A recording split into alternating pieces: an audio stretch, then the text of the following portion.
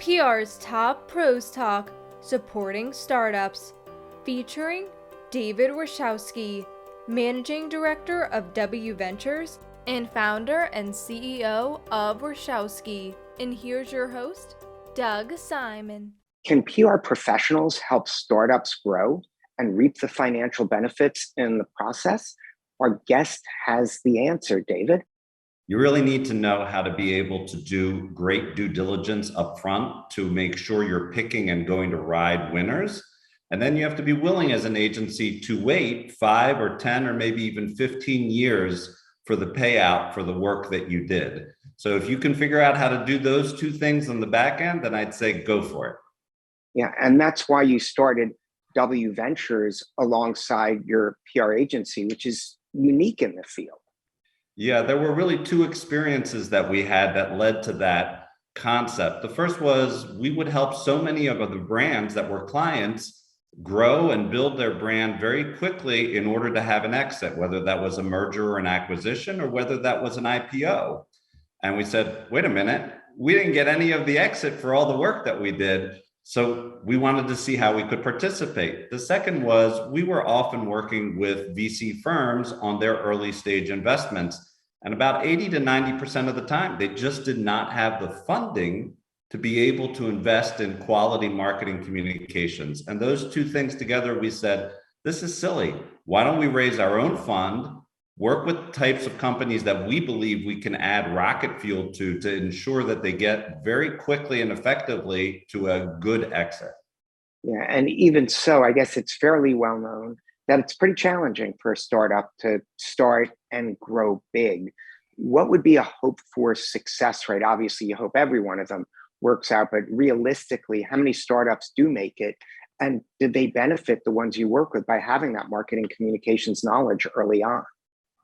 In my mind, there's no doubt that if you're working with a great marketing communications team, there's so many things that you can help them accelerate and do on a much more professional level that's going to get them to the end exit much faster than if they're trying to do it on their own. I will say one of the struggles that most early stage companies have, because they have limited funds for marketing, they end up using someone who doesn't really know how to work with them and get them the best results. And that's expensive money that's being put out and ultimately doesn't allow them to get to the exit that they and the person who's put in the time and money wants them to be able to get to. So let's say you're a communicator who's working with a startup in a more traditional way. You're not trading it for equity, et cetera, in a future payoff. What are some of the best practices for working with startups most effectively?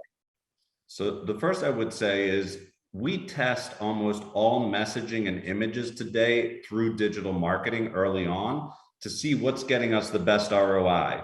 So it used to be we did that sort of in reverse. We came up with what was the brand image? What are we going to say about ourselves to entice our target audience to interact?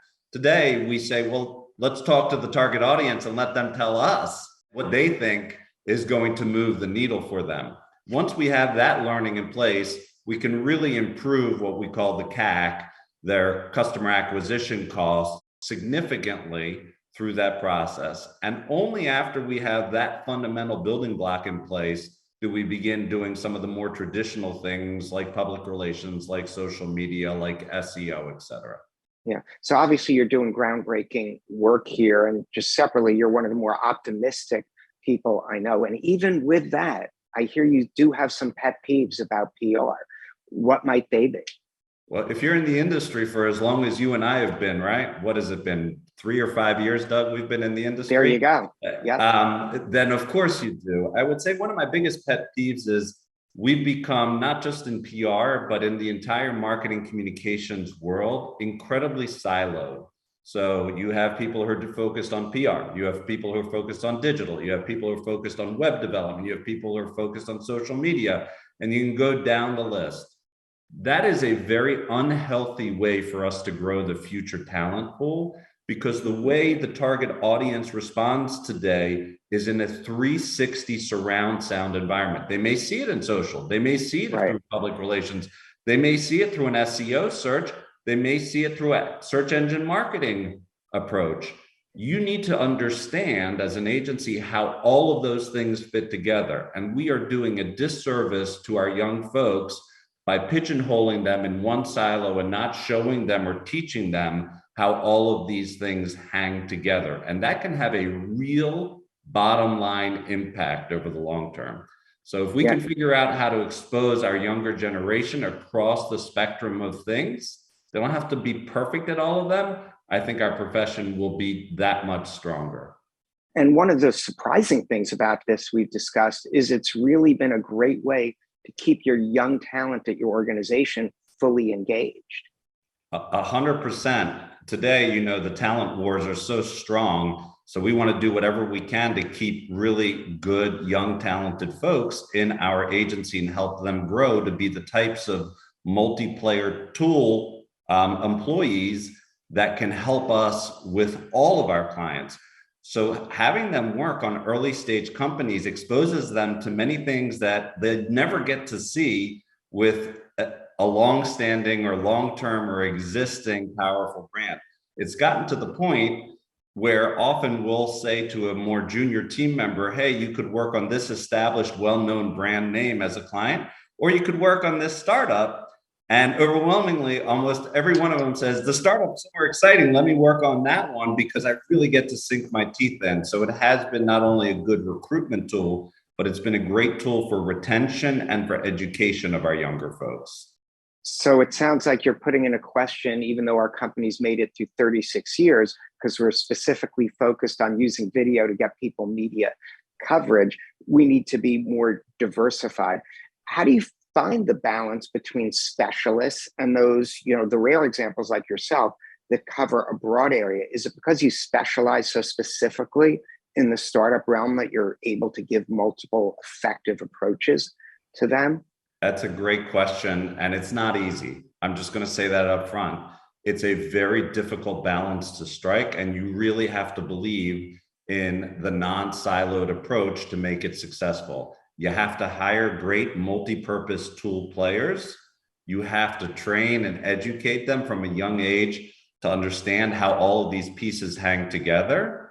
And then you need to find clients who actually want that. Now, if I were to extrapolate to what you're saying is, for an agency that does great work like yourselves, you have partners who are helping you in other areas and you're aware of how they all work together. Of course. We happen to be an agency where all of those things are under one roof. And certainly having worked with so many startup companies, there's a hammer. Most agencies have a hammer and everything's a nail. Well, in startup world, it can be a tack, it can be a screw, and you have to be able to deal with those situations a lot more flexibly than you do for established companies.